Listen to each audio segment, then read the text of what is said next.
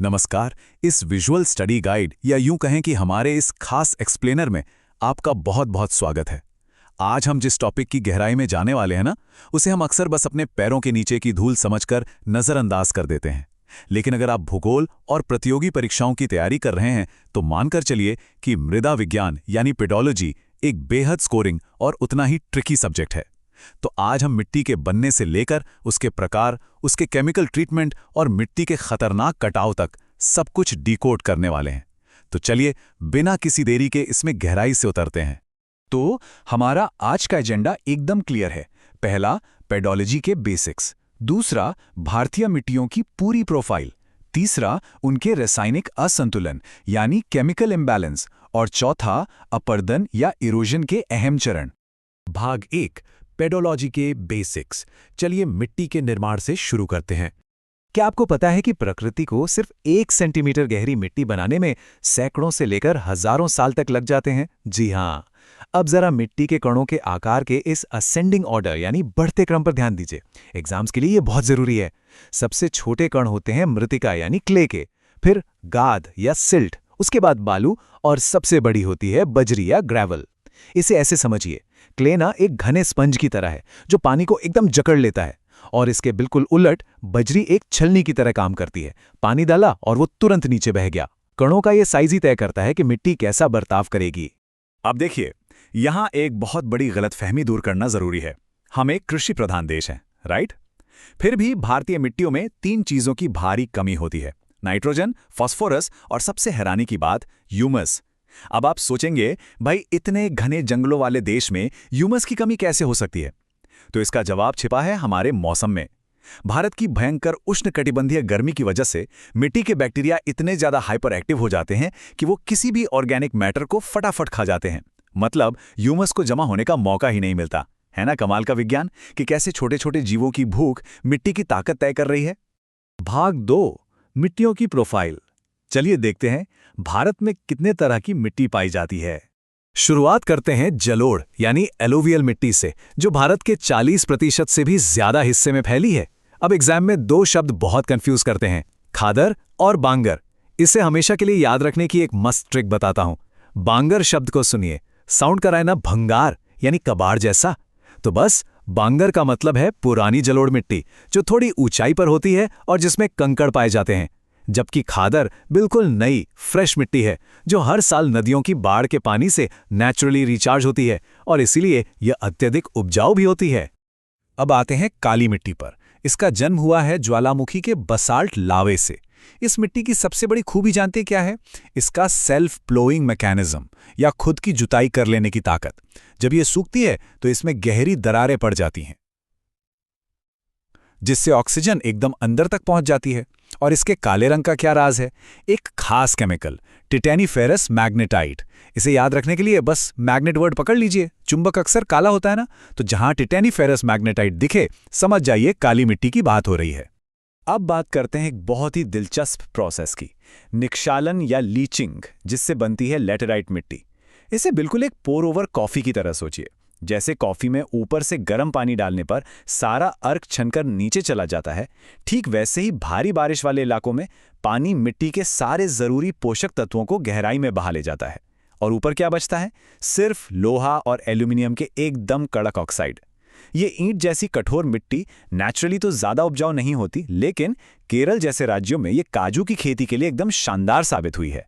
लाल और पीली मिट्टी का ये कॉम्बिनेशन भी बड़ा इंटरेस्टिंग है। अक्सर हमें लगता है कि शायद तेज धूप की वजह से लाल मिट्टी का रंग उड़कर पीला हो जाता होगा, लेकिन नहीं, ऐसा बिल्कुल नहीं है। ये प्योर केमिस्ट्री है। लाल रंग होता है इसमें मौजूद आयरन ऑक्साइड की वजह से। लेकिन जब यही मिट्टी बारिश का पानी सोख लेती है और हाइड्रेटेड फेरिक ऑक्साइड बन जाती है, तो पानी के मॉलिक्यूल्स जुड़ने की वजह से इसका रंग पीला दिखने लगता है। अब जरा इन 2 एकदम अलग तरह की मिट्टियों को देखिए। एक तरफ है दलदली मिट्टी, जो केरल या सुंदरवन जैसे पानी से भरे इलाकों में मिलती है। हमेशा पानी भरा रहने से वहां ऑक्सीजन अंदर नहीं जा पाती, चीजें सड़ नहीं पाती और नतीजा, इसमें 40 से 50% तक सिर्फ और सिर्फ ह्यूमस जमा हो जाता है। और दूसरी तरफ देखिए मरुस्थलीय यानी रेगिस्तानी मिट्टी को, जहां पानी और ह्यूमस दोनों गायब हैं। यहां दिन की भयंकर गर्मी और रात की ठंड से चट्टानें सिकुड़ती और टूटती हैं। तेज इवेपोरेशन की वजह से कैपिलरी एक्शन होता है और कैल्शियम नीचे से ऊपर आकर एक परत बना लेता है। दोनों एक दूसरे से बिल्कुल उल्टे हैं, लेकिन अपने पर्यावरण के हिसाब से एकदम सटीक। पर्वतीय मिट्टी की बात करें तो पहाड़ों की ठंडक के कारण वहां चीज़ों के सड़ने का प्रोसेस बहुत स्लो हो जाता है, जिससे मिट्टी में एसिडिटी बढ़ जाती है। अब यहाँ एग्जाम के लिए एक बहुत बड़ा स्टार मार्क फैक्ट है, जम्मू कश्मीर की करेवा मिट्टी। ये हिमनदों के निक्षेपों या ग्लेशियर्स के जमने से बनती है और दुनिया के सबसे महंगे मसालों में से एक यानी केसर की खेती के लिए जानी जाती है। अब क्योंकि पहाड़ों पर ढलान बहुत तेज होती है और झूम खेती से काफ़ी नुकसान होता है, तो मिट्टी को कटने से बचाने के लिए वहाँ सीढ़ीनुमा खेती या टेरेस फार्मिंग का इस्तेमाल अनिवार्य हो जाता है। भाग 3, रासायनिक असंतुलन। चलिए मिट्टी की बीमारियों और उनके इलाज को समझते हैं। तो मिट्टी की भौतिक संरचना तो हमने समझ ली। अब देखते हैं कि जब मिट्टी केमिकली बीमार होती है तो उसका वैज्ञानिक इलाज क्या है। अगर मिट्टी का पीएच 7 से कम है, मतलब भारी बारिश ने सारे क्षारीय तत्व बहा दिए हैं और मिट्टी अम्लीय यानी एसिडिक हो गई है। इस एसिडिटी को ठीक करने के लिए इसमें चूना या लाइम मिलाया जाता है। इसके बिल्कुल उलट, जहां बारिश कम होती है और वाष्पीकरण ज्यादा, वहां पीएच 7 से ऊपर चला जाता है और मिट्टी क्षारीय या एल्कलाइन हो जाती है। इसे वापस खेती के लायक बनाने के लिए जिप्सम का इस्तेमाल होता है। तो बस ये रट लीजिए, अम्लीय के लिए चूना और क्षारीय के लिए जिप्सम। ये एक बहुत ही जरूरी एग्जाम फैक्ट है। भाग 4, अपर्दन के चरण यानी मिट्टी के विनाश की शुरुआत। मृदा अपर्दन या सॉइल इरोजन का ये जो क्रम है ना, ये सच में काफी खौफनाक है। इसकी शुरुआत होती है स्प्लैश इरोजन से, जहां बारिश की बूंदें सूखी जमीन पर छोटे छोटे बमों की तरह गिरती हैं और मिट्टी को ढीला कर देती हैं। फिर आता है दूसरा स्टेज, परत या शीट इरोजन, जहां मिट्टी की पूरी ऊपरी परत ही बह जाती है। तीसरा है रिल इरोजन, जिसमें तेज बहता पानी जमीन पर उंगलियों जैसी पतली पतली नालियां बना देता है। और जब यही नालियां कटते कटते बहुत गहरी और चौड़ी खाइयों में बदल जाती हैं, तो उसे हम कहते हैं फाइनल स्टेज, अवनालिका या गली इरोजन। पता है, इस परत या शीट इरोजन को अक्सर मिट्टी की रेंगती हुई मौत कहा जाता है। ये एकदम किसी अदृश्य हत्यारे यानी साइलेंट किलर की तरह काम करता है। होता क्या है कि बारिश के पानी के साथ मिट्टी की जो सबसे ऊपरी और सबसे उपजाऊ परत है ना, जिसमें सारा ह्यूमस और मिनरल्स होते हैं, वो एक पतली चादर की तरह एकदम खामोशी से बह जाती है। और सबसे खतरनाक बात यह है कि इसका तुरंत पता भी नहीं चलता। और जब ये इरोजन अपनी चरम सीमा पर पहुंचता है, तो इसके नतीजे कितने भयानक हो सकते हैं वो आप खुद देख सकते हैं। मध्य प्रदेश के मुरैना में जो चंबल घाटी के बीहड़ है ना, वो इसके सबसे डरावने उदाहरण है। यहाँ गली इरोजन ने जमीन को इस कदर काटा है कि 50 से 100 फीट गहरी खाइयां बन गई हैं।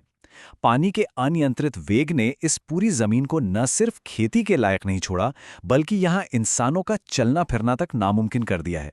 ये इस बात का जीता जागता सबूत है कि अगर वक्त रहते ध्यान न दिया जाए तो हमारा भूगोल कैसे स्थायी रूप से बदल सकता है। भाग 5, संरक्षण की अनिवार्यता। मतलब मिट्टी को बचाना अब हमारी सबसे बड़ी जरूरत है। हम इस एक्सप्लेनर को एक बहुत ही गहरे सवाल के साथ खत्म कर रहे हैं। जरा सोचिए, जिस चीज को बनाने में प्रकृति को सैकड़ों साल लग जाते हैं, वो हमारी गलतियों या बस कुछ मिनट की तेज बारिश में कैसे पूरी तरह बह सकती है। जब हम मिट्टी को सिर्फ एक संसाधन नहीं, बल्कि एक बेहद नाजुक और अनमोल इकोसिस्टम की तरह देखना शुरू करते हैं ना, तब हमें समझ आता है कि इसका संरक्षण करना कोई चॉइस नहीं है, बल्कि हमारे अस्तित्व के लिए सबसे बड़ी आवश्यकता है।